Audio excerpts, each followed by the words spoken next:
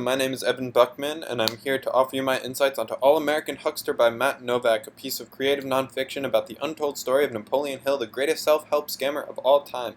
To offer a little context, here is a 2013 article by Business Insider, which says, Napoleon Hill, a Great Depression-era author and former advisor to President Franklin D. Roosevelt, interviewed more than 500 of the most successful men this country has ever known to figure out the key to their good fortune. He wrapped all of his insights in a 200-page package and published Think and Grow Rich, which went on to become one of the best-selling books of all time. Now, Mr. Novak doesn't tell the typical story of Mr. Hill. He tells the untold story of Hill's fraudulent business practices, tawdry sex life, and membership in a New York cult that make him so fascinating, and a fascinating story indeed. Now, the regular story, as told by the Napoleon Hill Foundation, starts with his birth, his meetings with Andrew Carnegie and President Roosevelt, and publishing of over a dozen works on success in business, but it doesn't mention any of his businesses or any of his successes, which is quite suspicious. Matt Novak explains why that is, because his businesses were some of the sketchiest business you could really do. Here it says, by the second half of 1908, word quickly spread that Hill was committing fraud and every businessman in the lumber community was looking for him. In September of 1908, Hill went on the run from his office in Mobile, Alabama. He had warrants out for his arrest and ran the whole gambit there.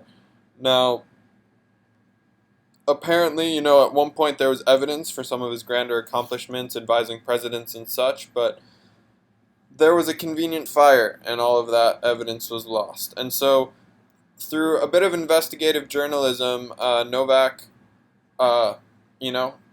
brings this other side to the story, and we might call it bias, that he's only telling one side of the story, and he's really focused on that, but within the context of the purpose of his work, it really is appropriate.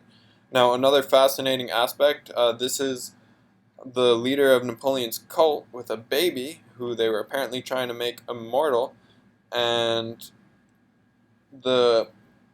when the author was doing some investigation, he filed a Freedom of Information Act with the FBI to get some information on this cult leader, and found out that the day after he requested that information, the evidence was destroyed. Now, this triggered an intense piece of confirmation bias for me, being familiar with the connections to Luciferian cults with the FBI and other intelligence agencies and powers in our great nation, and so that led me to fill in some blanks and see Napoleon not just as a fraudulent, scheming, lying businessman, but also as a baby sacrificing Luciferian.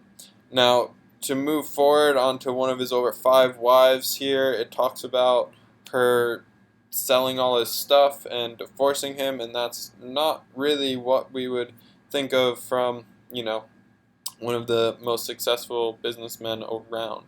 Now, Napoleon's work still has influence on the world today, and it is important, and I believe that this piece, while intensely one-sided, offers a really great insight into the life of this fascinating character.